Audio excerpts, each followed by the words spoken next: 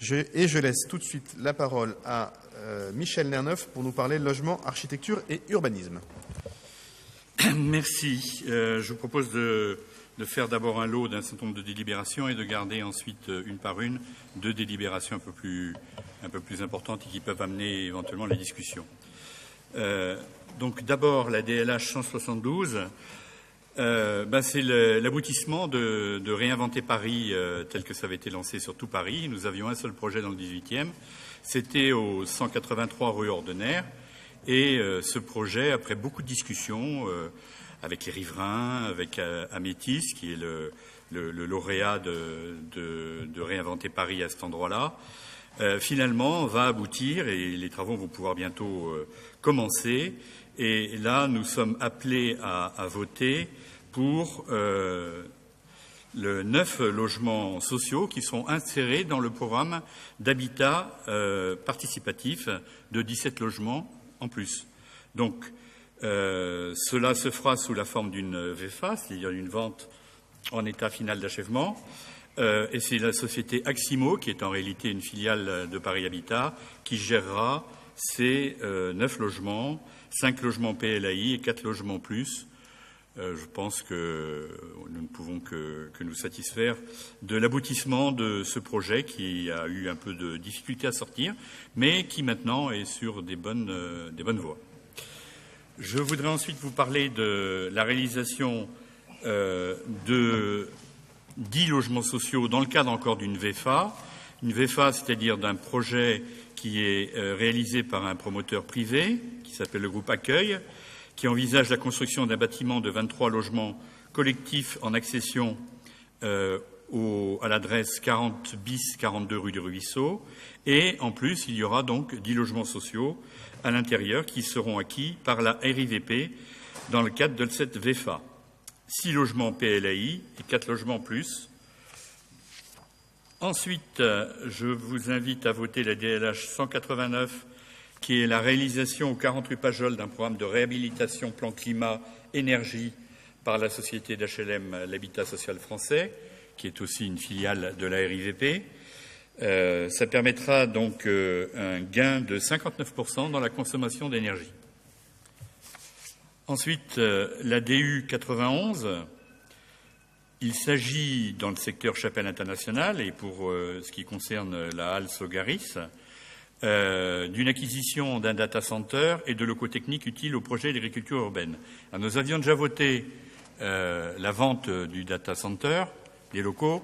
Il se trouve que la ville a estimé que les surfaces qui étaient prévues à cette époque-là n'étaient peut-être pas suffisamment importantes pour une question de groupe électrogène qui était à l'époque d'une puissance de 800 et qui pense devoir passer à 2000.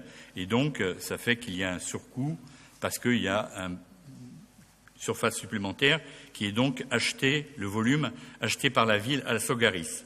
Et puis, pour le projet d'agriculture urbaine qui sera sur la terrasse, je vous rappelle, sur le toit, il y aura donc à l'intérieur de la halle une aire de livraison, des locaux techniques, une place de stationnement, des locaux à usage de vestiaires, sanitaires, réfectoires, un bureau, un mansarge et des sheds livrés bruts au 2e étage que l'agriculteur pourra ensuite aménager sous forme de réserve. Et donc ce sont ces volumes que nous proposons donc d'acheter à la Sogaris dans le cadre de cette opération qui avance bien. Ensuite, la DU 144 sur le secteur Chapelle Internationale. Il s'agit donc de rendre à l'impasse du Guet, qui est actuellement propriété de Paris Habitat, son statut domanial et de la rendre à la municipalité, puisque cette impasse du Guet a pour vocation de ne plus être une impasse, mais d'être une des voies pour parvenir au futur secteur Chapelle Internationale, qui est juste derrière.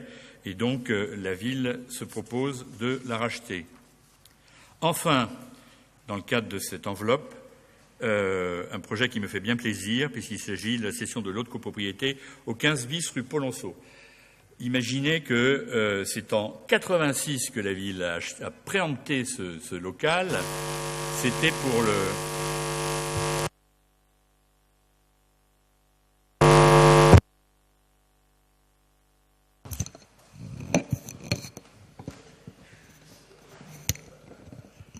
Si on me coupe pendant mes effets, je suis foutu, là.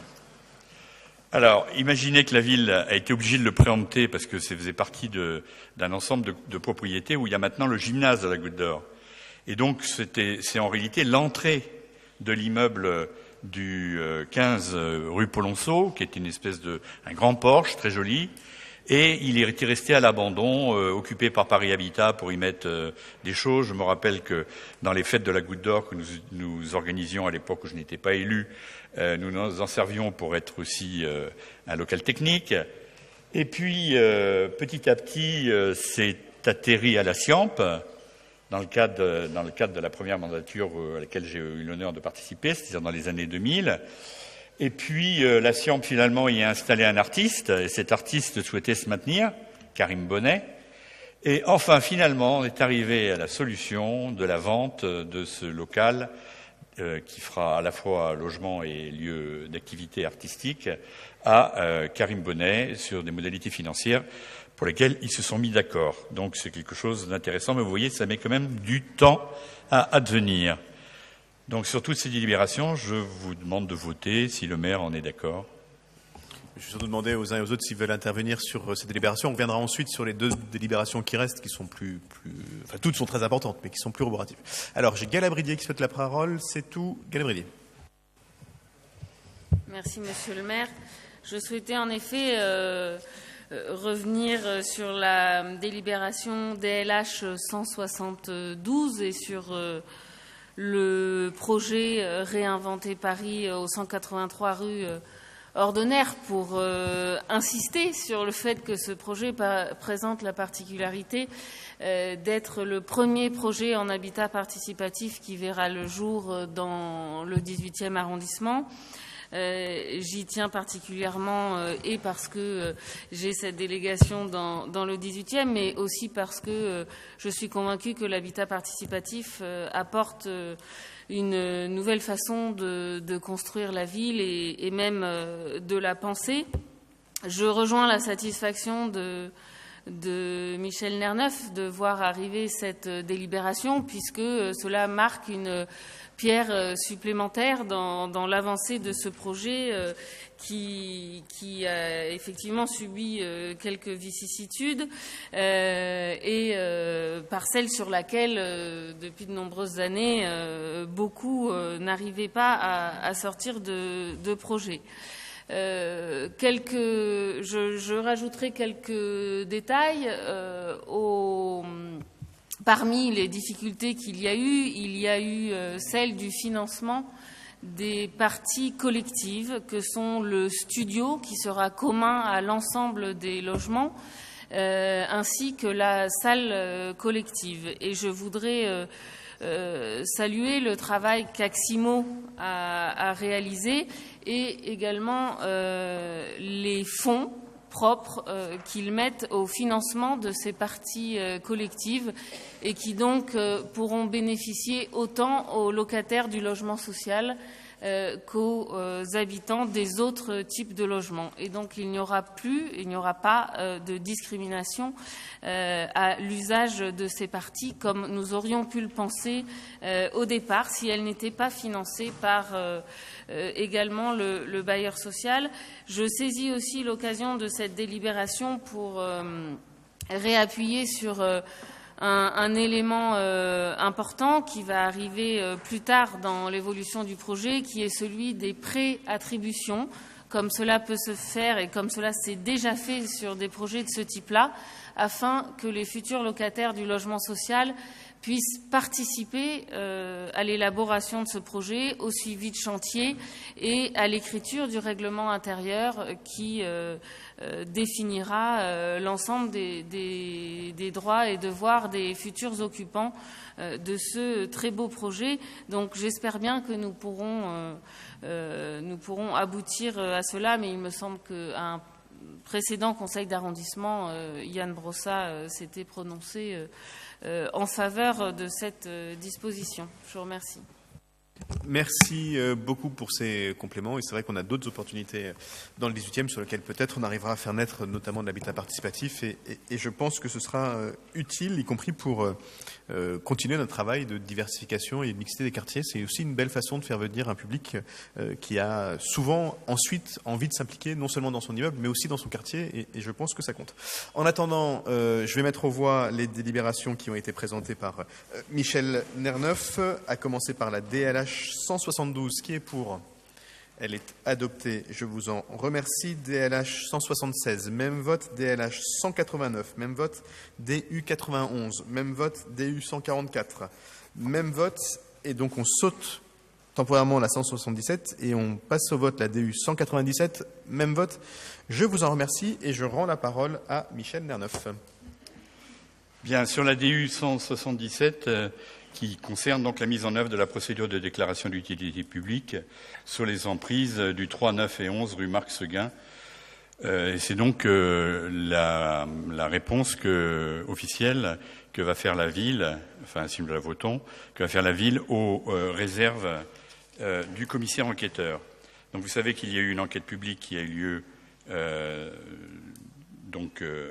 entre février et mars 2017, que cette enquête publique, à partir d'une faisabilité qui avait été proposée par Adoma, qui proposait à la fois la reconstruction des 272 logements et qui rajoutait 80 logements en foyer de jeunes travailleurs. Cette enquête publique donc a été très suivie par les riverains et beaucoup de riverains se sont exprimés auprès du commissaire enquêteur, qui nous a demandé d'ailleurs d'organiser ensuite une réunion publique. Nous l'avons organisée, cette réunion publique, et nous avions bien compris quels étaient les différents problèmes. Et dès l'époque, d'ailleurs, nous savions déjà un peu comment on pourrait remédier à l'aspect un peu brutal du projet tel qu'il avait été proposé. Et donc, je répète rapidement les recommandations et la réserve du commissaire enquêteur. La première recommandation qui était de rechercher la meilleure solution pour compenser la perte de la friche végétalisée aux 11 rue de la Marc Seguin.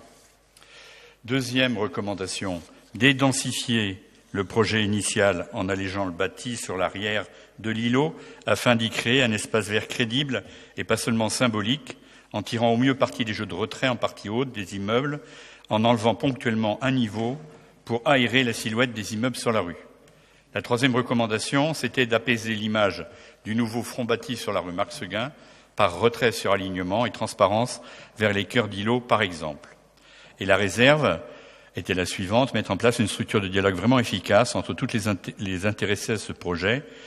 Il s'agit de co-concevoir cette évolution et pas seulement d'en être informé. Voilà les réserves. Alors, la délibération nous propose de lever ces réserves et de répondre aux recommandations de la façon suivante.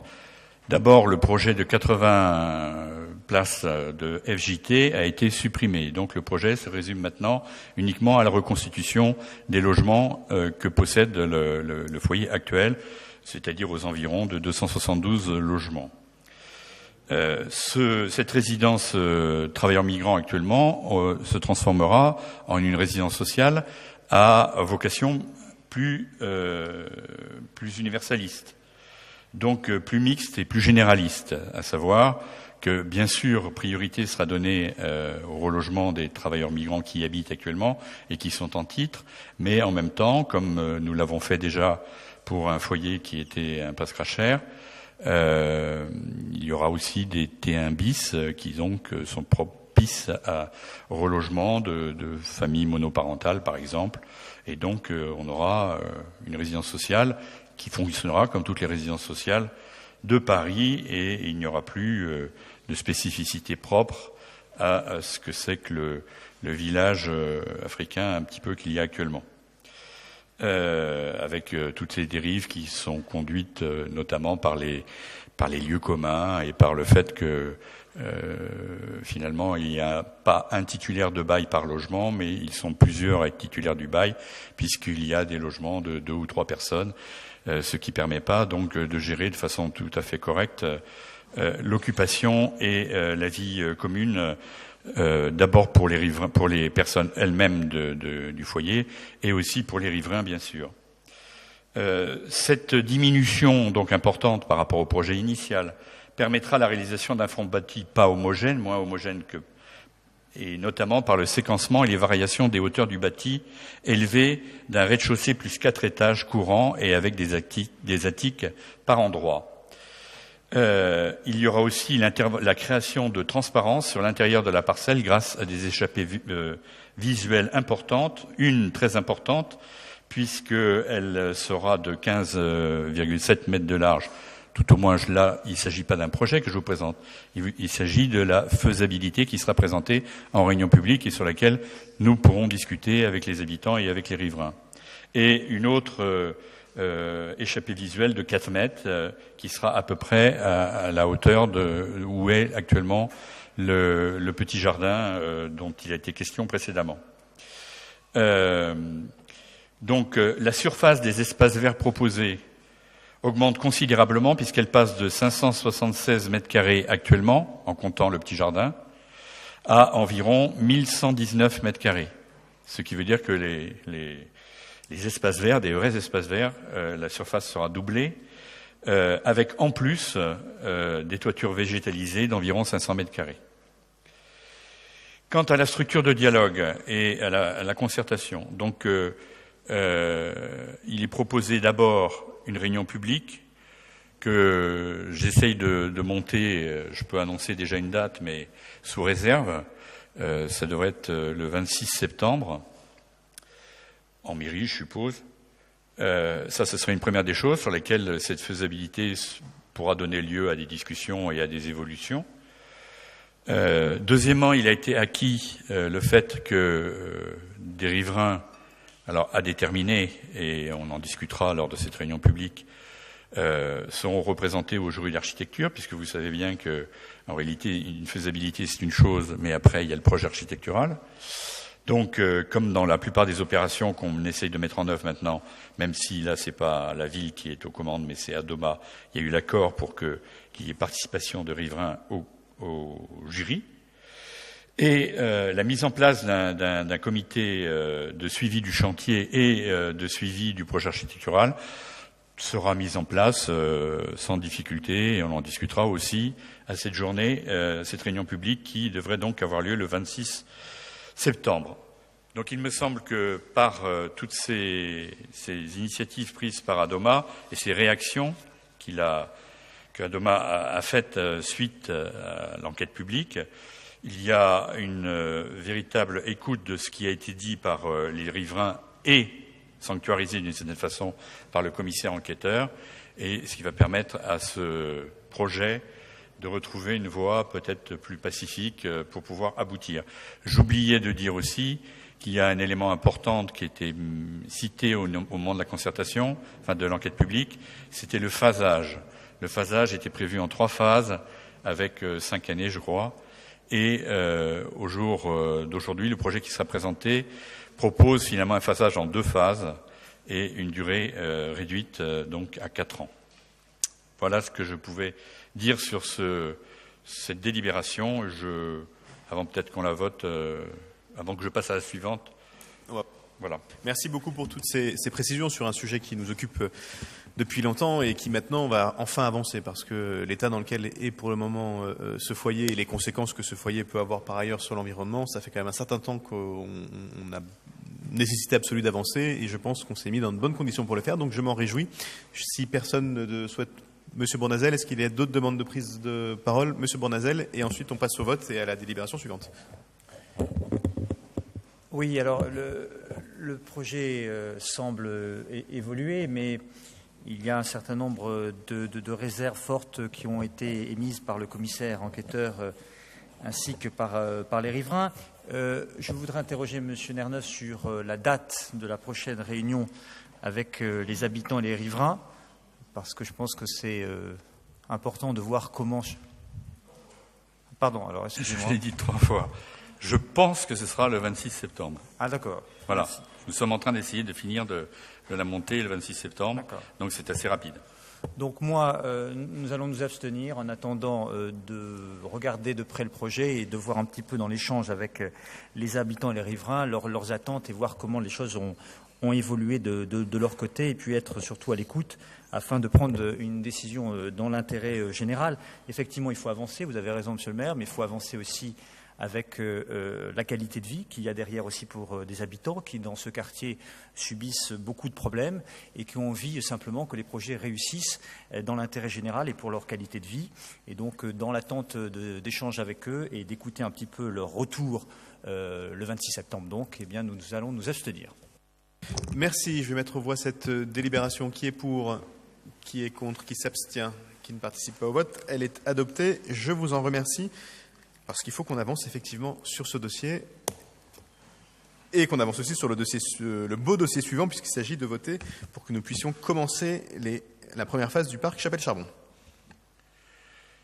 Sur le travail sur Chapelle-Charbon, nous avions voté une délibération en 2016 afin de créer une ZAC sur l'ensemble du périmètre opérationnel.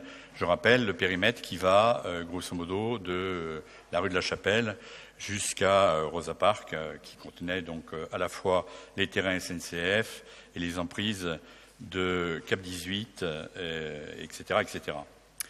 Il se trouve que, pour des questions juridiques, de montage de ZAC, etc., les services de la ville nous ont fait comprendre qu'on avait besoin, pour pouvoir commencer la première phase de Chapelle-Charbon, c'est-à-dire les 3 hectares qui devraient être livrés d'ici la fin de la mandature. Et si on voulait vraiment le faire maintenant, il fallait dissocier en 2 temps, car nous serions obligés aujourd'hui de devoir annoncer exactement ce que nous allons faire sur Cap 18 et sur tout le secteur de la 2e phase. Or, nous ne sommes pas encore prêts à le faire, puisqu'il y a des discussions qui peuvent être longues avec la foncière des régions et avec les autres personnes qui sont compétentes et qui sont propriétaires des terrains, et que donc ça risquait de nous reporter l'ensemble de l'opération d'1 année. Et donc il a donc été décidé de proposer de faire une ZAC sur la première partie, la première phase, qui permettra de réaliser les 3 hectares promis, pas au moment des élections municipales, mais promis par la suite, et c'est un plus, et qui va nous permettre de le faire tout de suite. Et donc, c'est ce qui vous est proposé dans cette délibération, qui en même temps précise dès le départ que cette ZAC aura pour but, aura pour objet d'être élargie dans un 2e temps, dès que nous aurons suffisamment avancé avec la foncière des régions notamment, sur la 2e partie, la 2e phase, qui nous permettra de réaliser en tout 6,5 hectares promis dans le cadre de cette première délibération que nous avons votée en 2016. Donc c'est pas là, nous n'avons pas affaire à une délibération qui envisage un retour en arrière, mais au contraire, une délibération qui permet d'avancer et de réaliser finalement ces 3 hectares dès maintenant.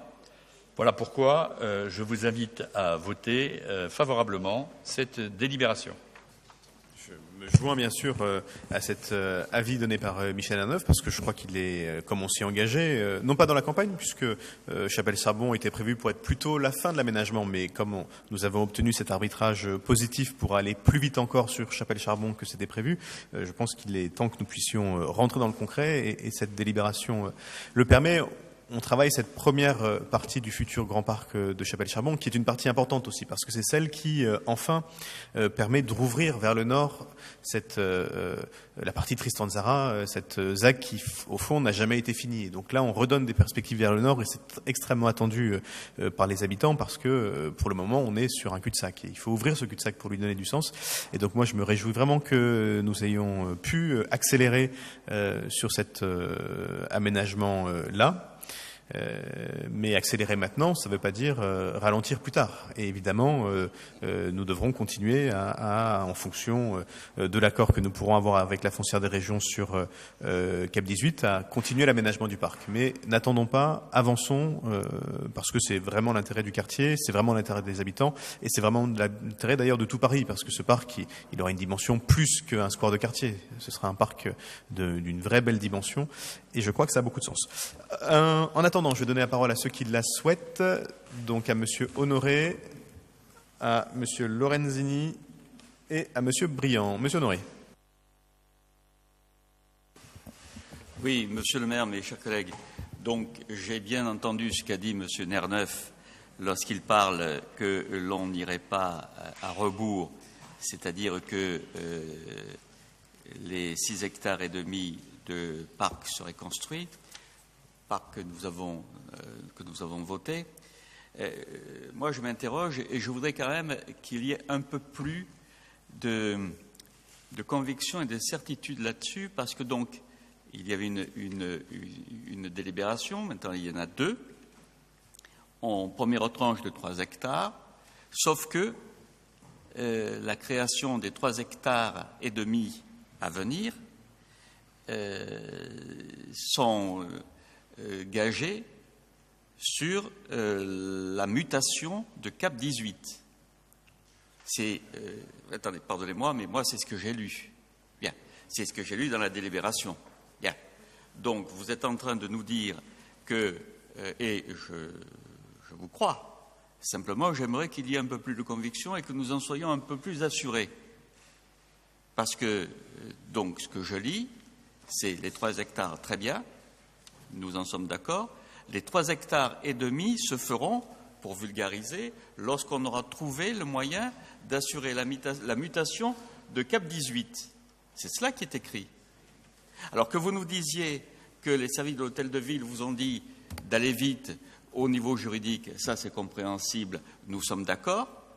Simplement, la question que je vous pose, c'est sommes-nous certains maintenant que ce parc de 6,5 hectares sera bien créé? Je rappelle que j'étais intervenu et M. Lejoine m'avait fait remarquer que ce parc de 6,5 hectares allait compenser le fait que Paris et le 18e arrondissement étaient le territoire sur lequel le nombre de mètres carrés d'espace végétalisé était le plus faible. Donc, je crois que la question mérite d'être posée. Je vous fais confiance, mais je voudrais m'assurer que, à la fin du compte, c'est-à-dire après 2020, les 3,5 hectares seront construites.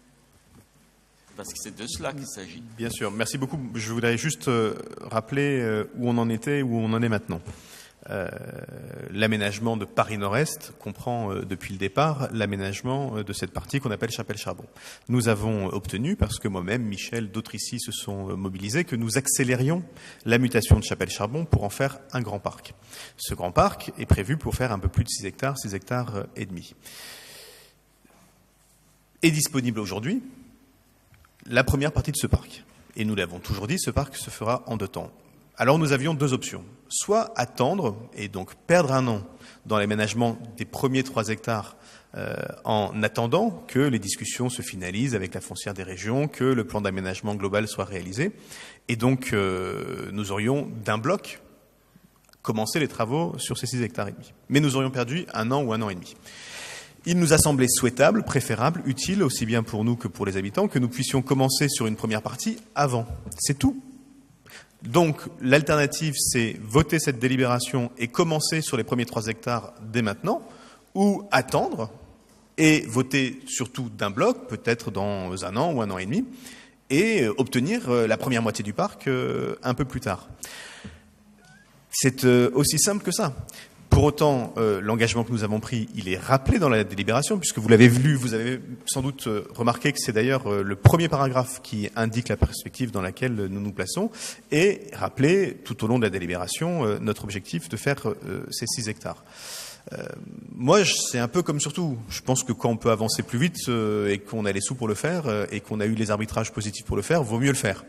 Ce qui n'interdit pas, loin s'en faut, de continuer à travailler en temps masqué sur le reste du parc. Mais c'est ça le sujet de ce soir. Est-ce qu'on commence tout de suite les 3 premiers hectares ou pas? Après, évidemment, dans tout projet, il peut y avoir des allers-retours, il peut y avoir des changements, mais en tout cas, notre majorité s'est engagée, notre majorité a voté, notre majorité l'a déclaré. Donc, au moins tant que ce sera nous, moi, je n'ai aucune inquiétude à avoir. Mais nous étions déjà, enfin moi je n'y étais pas, mais Daniel n'y était pas, nous étions déjà pour Éole au moment où il s'agissait de faire que des logements là-dessus. Donc nous n'avons pas varié et nous allons continuer. Donc là-dessus, il n'y a pas d'inquiétude à avoir. L'enjeu de cette délibération, c'est de commencer tout de suite ou d'attendre encore un peu. Loïc Lorenzini. Oui, merci Monsieur le maire. Je voulais rappeler ici que les élus écologistes, au sein de la majorité et avec la majorité, travaillent à renforcer les espaces de nature dans notre arrondissement, les espaces limités en voiture, les espaces limités en bruit. Et ce projet, effectivement, que nous accompagnons et nous suivons depuis de nombreuses années, va dans le bon sens. Il va effectivement ouvrir des nouveaux espaces à des habitants, alors qu'avant, ces espaces n'étaient pas accessibles. Cependant, effectivement, nous craignons que, mais c'est vrai qu'on n'en est pas responsable, la mutation de Cap 18 ne nous appartient pas, nous craignons que ça fragilise le projet d'ensemble et nous craignons que ça fragilise les 3 hectares d'un seul tenant, les 3 hectares du parc annoncé. On annonce aussi, on n'en a pas parlé, 500 logements. 500 logements faisant partie de la convention passée entre la SNCF et la ville de Paris. Là encore, depuis le début, nous y disons, dans les différents temps que nous avons, de concertation, de réunion, que 500 logements nous paraissent encore très importants, trop importants. Et même si 3 hectares sur le papier semblent être importants, on le sait que dans une partie de notre arrondissement, c'est sans doute pas suffisant. Et puis, il y a un élément qui n'a pas été cité dans la délibération, qui est celui du CDG Express.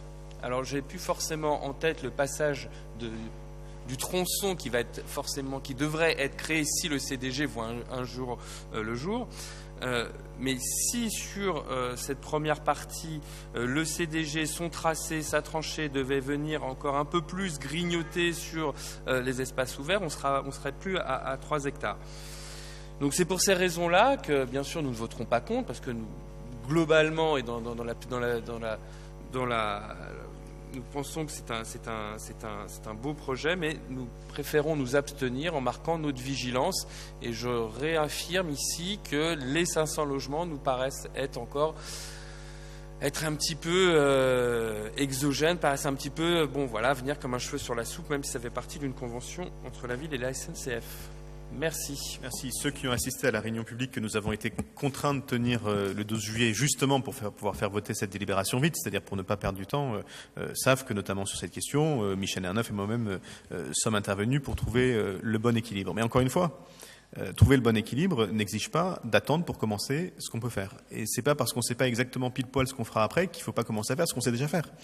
Et moi je le dis, je ne souhaite pas que nous perdions un an et demi avant de commencer les travaux de ce parc. Et je souhaite donc que nous avancions avec toutes les incertitudes qu'il peut y avoir. Mais il faut que certains d'entre nous autour de la table, et ce sera évidemment avec beaucoup d'enthousiasme mon cas, décident d'avancer. Et pour avancer, il faut voter cette délibération. Gérald Briand. Oui, merci Monsieur le maire. Juste sur cette délibération, évidemment, on partage l'idée d'aller vite, de ne pas perdre de temps, surtout quand on peut le faire et quand on a les moyens financiers. Donc, contrairement à l'intervention précédente, nous félicitons qu'il puisse y avoir du logement. Je rappelle quand même qu'il y a 13 000 demandeurs de logement à Paris dans le 18e, dont bon nombre d'ailleurs sont en situation de précarité dans le 18e et sont déjà habitants du 18e. Donc il faut aussi penser à eux. Et c'est bien si on peut le faire dans le cadre d'une construction où on gère la densité, on gère l'espace vert. Je pense qu'on peut le faire sur ce projet-là. Après, j'entends bien la volonté d'aller vite. J'ai quand même un souci. J'ai un souci, moi, qui est qu'il y a un impensé, il y a un informulé, on va dire plutôt, dans cette délibération. C'est le projet Charles de Gaulle Express. Et qui, d'une certaine manière, je ne voudrais pas non plus que cette délibération soit le cheval de Troie de ce projet que nous combattons. Donc, Donc moi, je souhaite être mieux informé par rapport sur la délimitation, sur le tracé, parce qu'après on aura beau jeu de dire oui, mais bon, vous, notamment le groupe communiste Front de Gauche, vous avez voté un projet qui permet que l'imbrication du Charles de Gaulle se fasse naturellement. Donc moi, sous réserve d'avoir plus amples informations, je propose qu'on soit sur la même position que le groupe des Verts, et donc que nous abstenons. Merci Gérald Briand. Un mot sur le Charles de Gaulle Express pour vous dire que je n'en sais à ce stade pas plus non plus, mais que j'ai demandé au délégué interministériel en charge de cette question d'organiser une réunion publique rapidement pour que nous puissions en savoir plus où on en est. Mais de la même façon qu'il y a une incertitude sur ce que deviendra Cap 18, il y a une incertitude sur le fait de savoir où, comment et dans quelle forme passera ou ne passera pas le Charles de Gaulle Express. Est-ce que cette incertitude me conduit à penser qu'il faut retarder le parc Chapelle-Charbon ? Non. Et je ne comprends pas bien en quoi elle pourrait nous amener à retarder la première partie du parc. Donc j'entends toutes les opinions et tout ça est très utile et très respectable. Il me semble juste que nous avons tous intérêt à accélérer quand on peut accélérer. Et en l'occurrence, quand il s'agit de construire un parc, je ne vois pas bien ce qui peut nous amener à être en retrait. Et d'ailleurs, quand bien même toutes nos craintes les plus fondées existeraient, on serait quand même content d'avoir cette première partie du parc rapidement. Donc voilà, mais après chacun est évidemment totalement libre et l'essentiel c'est que nous avancions et donc nous mettions en voie cette délibération. Je voudrais intervenir. Pardon, oui, Michel. Sur quelques questions qui ont été posées. En ce qui concerne la foncière des régions, il est indiqué dans la délibération que c'est actuellement l'absence d'accord sur le foncier. Mais ça veut dire qu'un accord, on y arrivera. On y arrivera et justement le fait est que ça va prendre du temps. Donc ça va prendre peut-être 1 an et c'est ce que je disais tout à l'heure, c'est-à-dire le temps qui aurait retardé le démarrage de l'ensemble. Parce que il y a d'autres inconnus qui vont se préciser assez rapidement. Il y a le secteur Hébert qui est à côté et le secteur Hébert est juste à côté de Cap 18. Et dans le secteur Hébert, il y a un certain nombre de locaux d'activité, de bureaux et de choses comme ça qui sont prévus. Il n'est pas encore finalisé, ce secteur Hébert. Et donc, ça va faire partie de la discussion, justement, pour discuter avec la Foncière des Régions et avec Cap 18, pour voir comment on peut utiliser ce qui est autour pour commencer à aussi proposer des réinstallations dignes à ce qu'est actuellement Cap 18. Donc, pour tout ça, il nous faudra un certain temps. Et ce temps certain, ce qu'il faut, évidemment, c'est qu'il arrive avant 2020. Car c'est le meilleur moyen de pouvoir ensuite voter une délibération avant 2020, même si parfois des délibérations votées pendant une certaine mandature sont rayées d'une carte dans la mandature suivante. Mais peut-être que, voilà, on verra bien avec la municipalité suivante. Mais toujours est-il qu'on peut faire en sorte de faire que les accords, les discussions et tout ça soient signés avant 2020 et donc par là, on pérennise le projet. Pour CDG, d'abord, CDG ou pas CDG, il faudra laisser des voies, parce que c'est des voies qui sont importantes. La SNCF a toujours demandé à avoir, dans le fond de Chapelle-Charbon, 2 voies. Donc, en termes... Alors après, c'est peut-être pas la même chose. Si jamais sur ces voies ne passe qu'un train tous les 20 ans, ou si il y en a un toutes les 15 minutes. Ça, de fait, ça change. Mais en termes de superficie, ça ne change rien. C'est-à-dire que quand on a parlé des 3 hectares, c'est 3 hectares d'espace vert. Le logement n'est pas une variable par rapport à l'espace vert. Le CDG Express n'est pas une variable par rapport à l'espace vert. Ce qui est prévu, c'est 3 hectares d'espace vert.